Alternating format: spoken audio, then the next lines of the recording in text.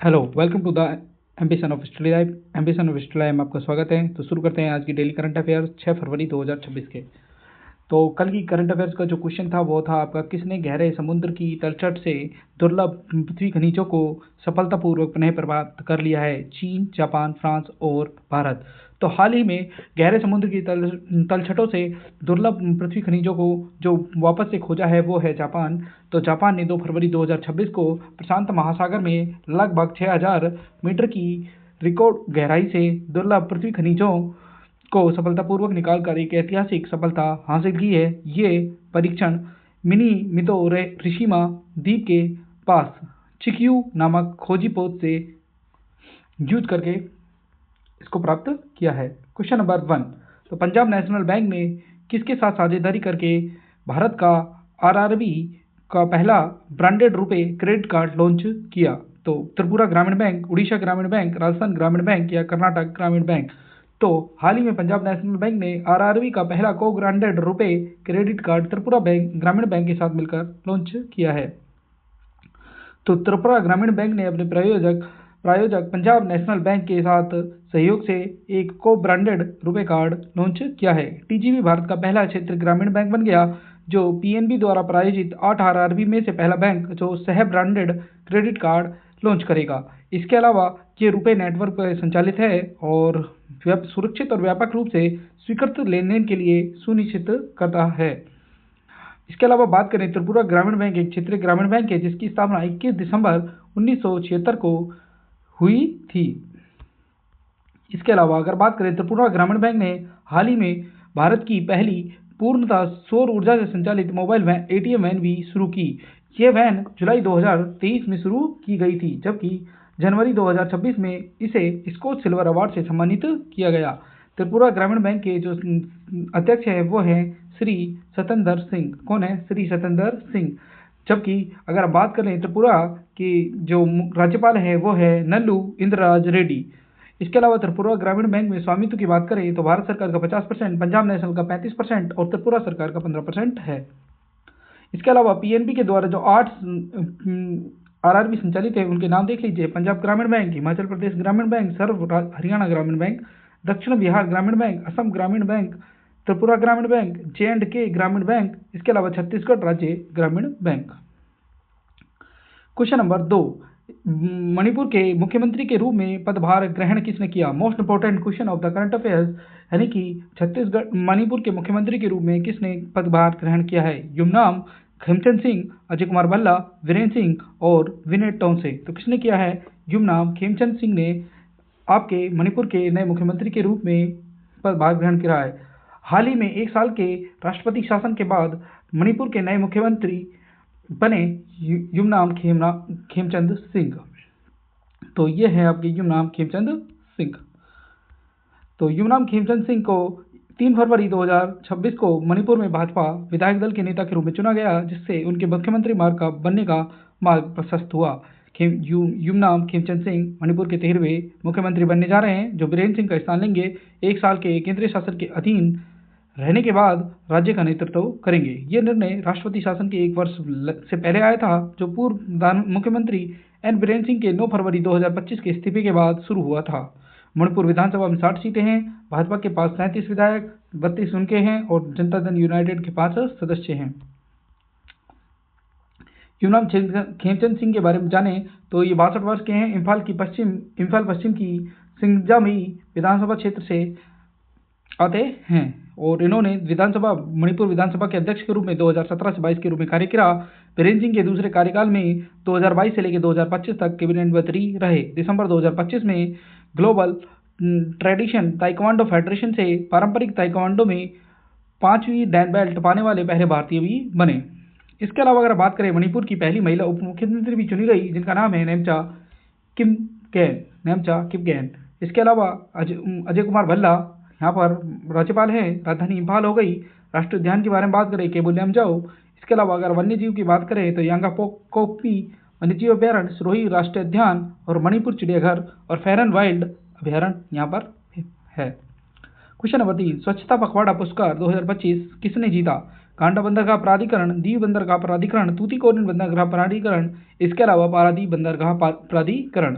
तो पारादीप बंदरगाह प्राधिकरण ने हाल ही में स्वच्छता पखवाड़ा 2025 का अवार्ड जीत लिया है। यह पुरस्कार 3 फरवरी 2026 को नई दिल्ली में केंद्रीय मंत्री सर्बानंद सोनोवाल द्वारा राज्य मंत्री शांतनु ठाकुर और सार्वजनिक कल्याण मंत्रालय के सचिव विजय कुमार की उपस्थिति में प्रदान किया गया।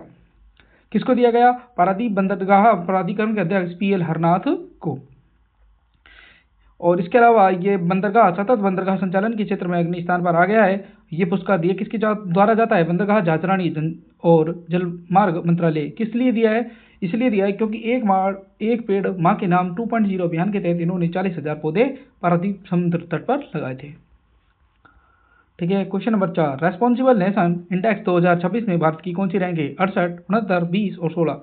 तो कौन सी रैंक है? तो भारत की है 16वीं रैंक। भारत नंबर 16 नंबर पे आता है।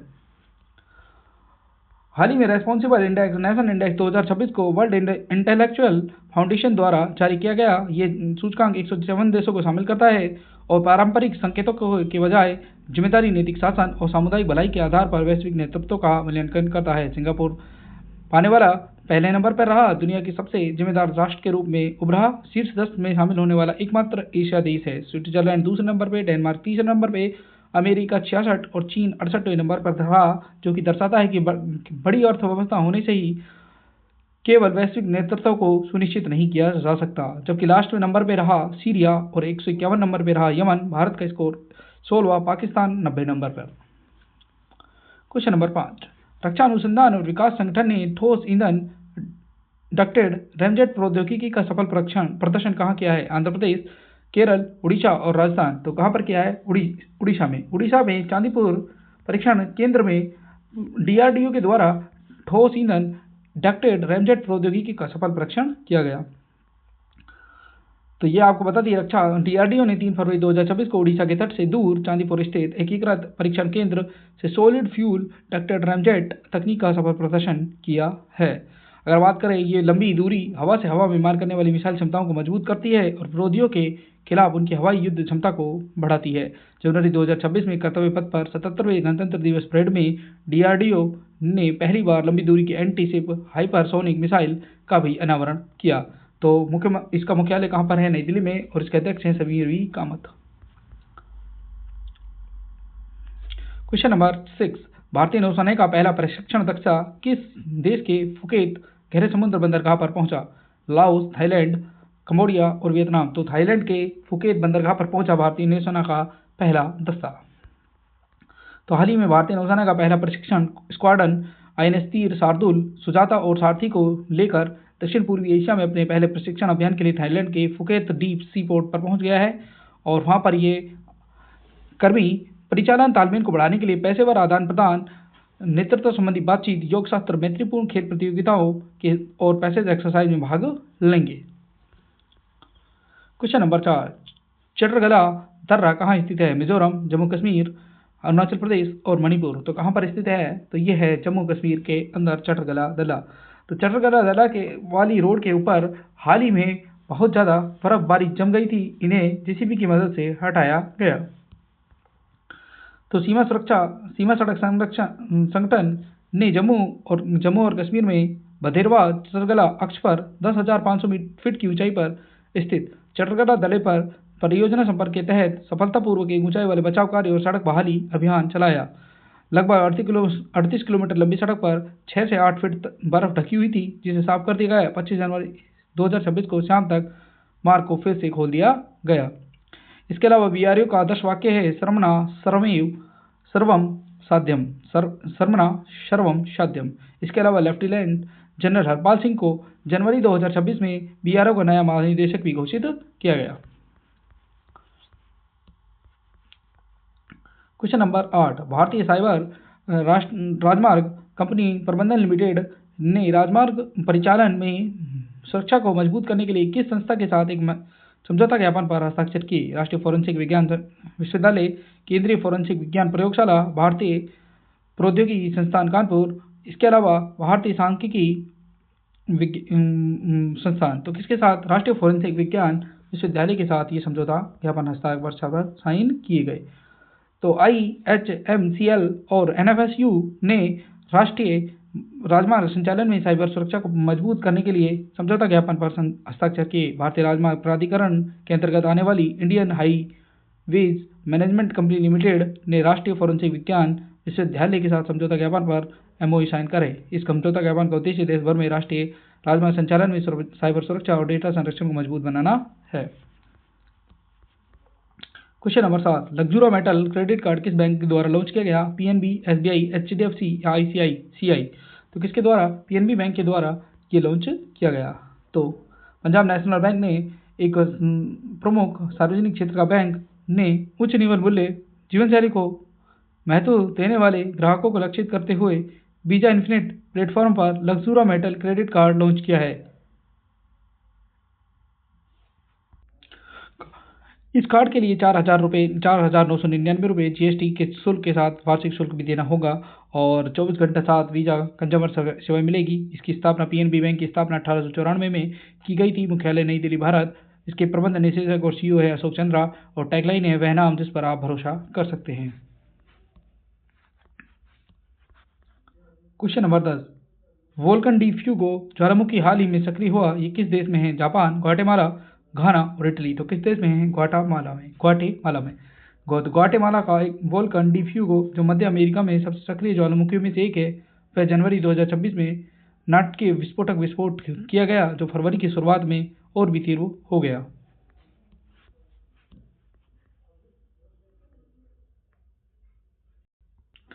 क्वेश्चन नंबर 11, भारत का पहला सहकारी आधारित ride hailing platform Bharat taxi का शुभारंभ कहाँ किया गया? नई दिल्ली, कानपुर, मुंबई और कोलकाता। तो कहाँ पर किया गया? नई दिल्ली में किया गया। नई दिल्ली में भारत का पहला सहकारी आधारित राइड हेलिंग प्लेटफॉर्म का शुभारंभ हमारे सहकारिता मंत्री अमित शाह के द्वारा किया गया। तो केंद्रीय गृह और सहकारिता मंत्री अमित शाह ने 5 फरवरी 2026 को नई दिल्ली के विज्ञान भवन में भारत टैक्सी का शुभारंभ किया। ये भारत का पहला सरकारी आधारित राइड हेलिंग प्लेटफॉर्म है। ये पहल सहकारी क्षेत्र को सशक्त बनाने, देश में समावेशी और नागरिक केंद्रित परिवहन समाधान को बढ़ावा देने की दिशा में महत्वपूर्ण कदम है। ये योजना भारत सरकार के सहकार से समृद्धि के विजन के अनुरूप है, जिसका उद्देश्य सहयोग के माध्यम से समृद्धि सुनिश्चित करना है। क्वेश्चन नंबर 12, हाल ही में पद्मश्री से सम्मानित ह्यू गैंटजर का 95 वर्ष की आयु में मसूरी में निधन हो गया। वह किस क्षेत्र से हैं? गायक, यात्रा लेखक, कवि और समाजसेवी। तो कौन यात्रा लेखक थे? ये हैं ह्यू गैंटजर और ये इनकी वाइफ हैं ह्यू गैंटजर की। तो प्रख्यात यात्रा लेखक पद्मश्री सम्मानित ह्यू गैंटजर का 95 वर्ष की आयु में 2 फरवरी 2026 को उत्तराखंड के मसूरी में निधन हो गया। इनका जन्म 9 जनवरी 1931 को पटना, बिहार में हुआ था। साहित्य के क्षेत्र में पद्मश्री 2025 में ही मिला है और ह्यू गैंटजर अपनी यात्रा वृत्तांत लेखन के लिए व्यापक रूप से माने जाते हैं। उन्होंने पुस्तकों, लेखों और वृत्तचित्रों के माध्यम से भारत के विविध परिदृश्यों और संस्कृतियों को प्रदर्शित किया। इससे पहले उन्होंने भारतीय नौसेना में सेवा की। कमांडर के पद से सेवानिवृत्त होने के बाद पूर्णकालिक यात्रा लेखक बन गए। उन्होंने अपनी पत्नी कोलिन गैंटजर के साथ मिलकर काम किया और यात्रा लेखन की मशहूर जोड़ी बनाई। उनका भी निधन 2024 में हुआ था। इनका 2026 में निधन हो गया। क्वेश्चन नंबर 13, ब्लास्ट इंडिया 2026 कहाँ शुरू होगा? नई दिल्ली, कानपुर, मुंबई और कोलकाता। तो कहाँ पर शुरू होगा? नई दिल्ली के भारत मंडपम नई दिल्ली में ब्लास्ट इंडिया 2026 शुरू होने वाला है। तो हाल ही में ब्लास्ट इंडिया 2026 दुनिया की सबसे बड़ी और प्रभावशाली प्लास्टिक प्रदर्शनियों में से एक 5 फरवरी 2026 से भारत मंडपम नई दिल्ली में शुरू हो रही है। ये 6 दिवसीय आयोजन 10 फरवरी 2026 तक चलेगा। इस प्रदर्शनी में उद्योग जगत की शीर्ष नेता, नीति निर्माता, नवोन्मेषक और वैश्विक प्रदर्शक एक ही मंच पर एकत्र होंगे। ब्लास्ट इंडिया 2026 की थीम भारत नेक्स्ट रखी गई है। ये थीम प्रधानमंत्री नरेंद्र मोदी द्वारा परिकल्पित आत्मनिर्भर भारत और भारतीय दृष्टिकोण को पूरी तरह मेल खाती है, जबकि इस प्रदर्शनी का उद्देश्य आत्मनिर्भर प्रौद्योगिकी पारिस्थितिकी तंत्र का निर्माण करना है। और इसके अंदर हमने 4 स्तंभ लिए हैं, मैन, मटेरियल, मशीन और मार्केट के माध्यम से प्रस्तुत करती है। साथ ही 5 रणनीतिक तत्वों पर सम्मिलित व्यापार, प्रौद्योगिकी, प्रतिभा, टैलेंट और पर्यटन। तो इसमें क्या हो गया? 5T एंड 4M पर आधारित ये टेक्नोलॉजी है। क्वेश्चन नंबर 14, विश्व सरकार शिखर सम्मेलन 2026 का शुभारंभ कहाँ हुआ? Davos, Abu Dhabi, London, Dubai. तो UAE के अंदर आपका यूएई दुबई के अंदर विश्व यानी कि वर्ल्ड गवर्नमेंट समिट आयोजित हुई, जिसमें हमारे भारत की तरफ से अनुप्रिया पटेल ने भाग लिया। तो विश्व सरकार शिखर सम्मेलन 2026 का उद्घाटन संयुक्त अरब अमीरात में दुबई में भविष्य की सरकारों को आकार देना विषय के तहत हुआ। इसकी थीम रखी गई है भविष्य की सरकारों को आकार देना। ये शिखर सम्मेलन 3 से 5 फरवरी 2026 तक आयोजित किया जा रहा है। इस शिखर सम्मेलन का उद्देश्य शासन व्यवस्था को मजबूत करना, अंतर्राष्ट्रीय सहयोग को बढ़ाना, वैश्विक समुदाय के बीच आने वाली आर्थिक, सामाजिक और तकनीकी चुनौतियों का समाधान करना है। इसमें लगभग 150 से अधिक सरकारों के 60 अधिक राष्ट्रीय अध्यक्ष, 500 से अधिक मंत्री भाग ले रहे हैं। 87 नोबेल पुरस्कार विजेता भी इसमें भाग ले रहे हैं। जबकि IMF की प्रबंध निदेशक क्रिस्टिना जॉर्जिवा ने शिखर सम्मेलन में संबोधित करते हुए आर्थिक लचीलेपन पर प्रकाश डाला। इसके अलावा संयुक्त अरब अमीरात में आयोजित वर्ल्ड गवर्नमेंट समिट में भारत का प्रतिनिधित्व अनुप्रिया पटेल ने किया। क्वेश्चन नंबर 15, यस बैंक के प्रबंध निदेशक और मुख्य कार्यकारी अधिकारी के रूप में किसे नियुक्त किया गया है? हरिशंकर वर्मा, विनय मुरलीधर टॉन्से, सर्वेश रंजन, प्रशांत कुमार। तो हाल ही में यस बैंक के नए MD एंड CEO बने विनय मुरलीधर टॉन्से। विनय मुरलीधर टॉन्से पहले प्रशांत कुमार को क्या करेंगे? रिप्लेस करेंगे। इसके अलावा अगर हम बात करें हरिशंकर वर्मा, ये अभी रेलवे बोर्ड के नए सदस्य, परिचालन और संचालन सदस्य बने हैं। इसके अलावा Sarvesh Ranjan union bank of India के नए जनरल मैनेजर नियुक्त किए गए थे। तो भारतीय रिजर्व बैंक ने निर्देशों के बाद यस बैंक ने विनय मुरलीधर टॉन्से को अपना नया MD एंड CEO नियुक्त कर दिया है। शेयरधारकों की मंजूरी के अधीन टॉन्से अपने कार्यभार ग्रहण की तारीख से शुरू होकर 3 साल के कार्यकाल के लिए कार्य करेंगे। विनय टॉन्से ने इससे पहले स्टेट बैंक ऑफ इंडिया में प्रबंध निदेशक, खुदरा व्यवसाय और संचालन के रूप में कार्यरत थे।